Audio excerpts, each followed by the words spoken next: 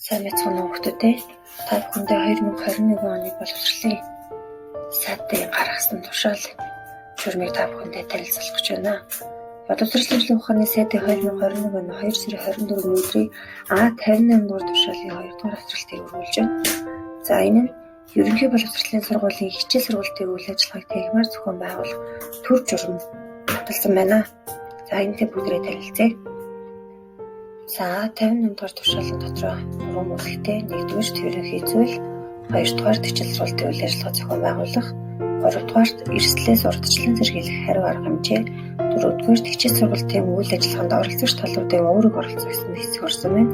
За сурагчтай холбоотой зүйлэнг нь бол 4 хичээл сургалтын үйл ажиллагаанд оролцогч талуудын үүрэг оролцох гэсэн хэсэг байна.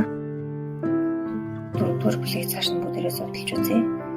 За 4.12-т суралцагч хуваарлсан судалт сууж суудал салхихгүйгээр хичээллэнэ. 4.13-т суралцагч өөр хоорондоо бал үзэг цаас, ном дэвтэр гар утас гэх мэт аливаа хэрэглэгдэхүүнийг дамжуулахыг хориглоно.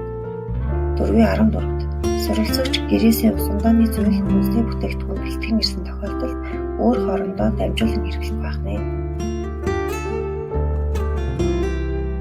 Цааш нь үргэлжлүүлье. 4.24 Анги танхимаас гарсан хог хаягдлыг амыг боож зөвшөөрөгдсөн цэгт хаяна.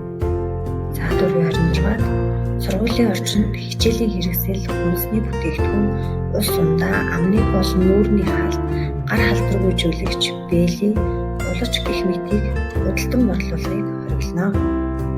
За анхаарлаа төрсөн хүүхдүүдэд баярлалаа. Дараагийн зөвлөмжөөрөө хэрхэн уулзцаая.